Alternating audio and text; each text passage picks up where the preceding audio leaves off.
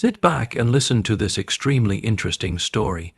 Alice was sitting in a chair with one leg crossed over the other, watching the party from a little distance, when suddenly she heard her husband's friend say, "You look amazing in that dress." He boldly stated, some words slurring as he walked toward her. "Thank you, Gerald, that's very nice of you."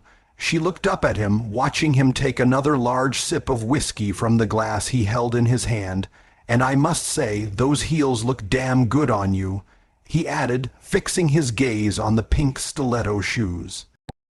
Thanks," she smirked at his words, but then brushed them off, deciding he'd had too much to drink. "What?" he asked, looking at her, studying her face and savoring her beauty. "Nothing, just an odd choice of words for your friend's wife." She twirled her foot, catching his attention. "How else would I describe them? I mean, in those heels your feet look simply enchanting, simply irresistible," he explained, kneeling down in front of her. She spread her legs and brought them together, placing her heeled feet on the ground as her foot dangled in the previous position, but he placed his glass on the ground beside him and wrapped his hands around her calves. Alice was shocked by his behavior, stunned by his sudden interest in her, but didn't stop him when he began to run his hands up and down the back of her legs, caressing them until he hooked his hands around her ankles and gently pulled them toward him. She gripped the edge of the chair to steady herself and watched in awe as he lowered his head and lifted her legs to his face, inhaling deeply and holding his breath before releasing it. "They smell so good. Your feet in those heels are so sympathetic to me," he said, but before she could speak, he started kissing the toes of her pastel gray pedicured feet. She watched in shock and awe as he kissed the tops of both feet at the same time, and his lips traveled all over her feet until he reached her open arches and began licking them. "Oh my God, Gerald!" she exclaimed, even more stunned by his actions, but again not stopping him. "I just can't resist them anymore. The sight, smell, and taste of them is too much for me to hold back," he explained.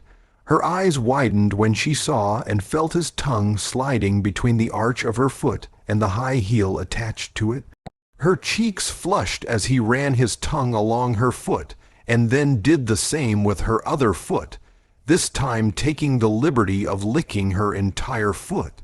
She watched his tongue greedily cover every inch of exposed skin, going as far as licking her toes, when suddenly he stopped and leaned back, savoring the taste of her feet on his tongue. "Your feet are so damn beautiful, it's just crazy," he proclaimed, and without warning he began to unzip his pants. "Gerald," she said, shocked, at first afraid of being seen, but then her attention quickly shifted to how quickly he had increased in size. With complete openness, he returned his hands to her ankles and pulled them closer to him.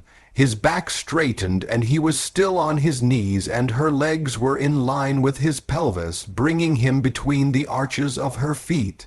Alice felt her skin tingle, and in turn it made her skin tingle as his aura now infected her as well. Without saying a word, he focused his gaze on her high, heeled feet and began to move slowly. Alice again didn't stop him and watched with her heart pounding in her chest as he stood up, put the fingers of one hand behind both ankles, and with the other hand began rubbing all over her gorgeous legs to the point where he took the cream and began smearing it all over her manicured toes, leaving them glistening in the light of the night lanterns.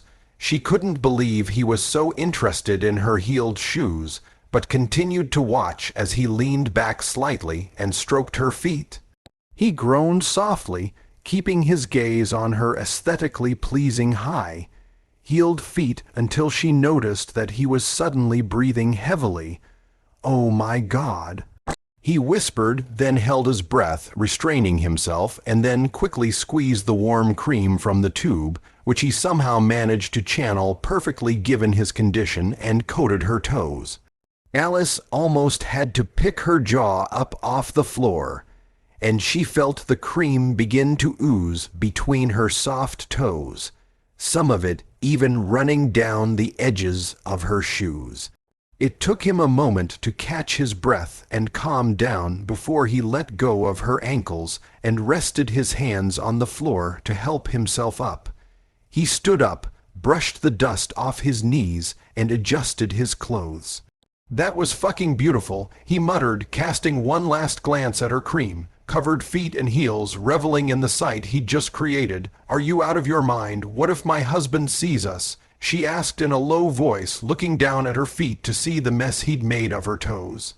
Unable to resist, she wiggled her toes and tilted her feet from side to side, as if trying to examine them from different angles. "Yeah, I lost myself for a moment. I'm sorry, but those heels are just too damn pretty."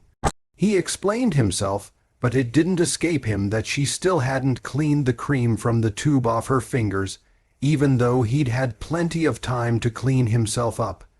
"Should I get you something to wipe off so we can get back to the party?" he asked, noticing that she was now fanning herself as she continued to admire her high-heeled legs. "No, it's fine.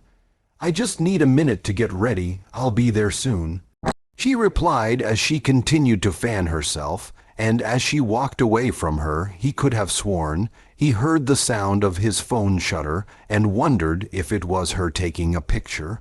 Subscribe to our channel so that your second C gaff doesn't cheat on you, and go ahead and listen to the next story, because this story is nothing compared to the next one.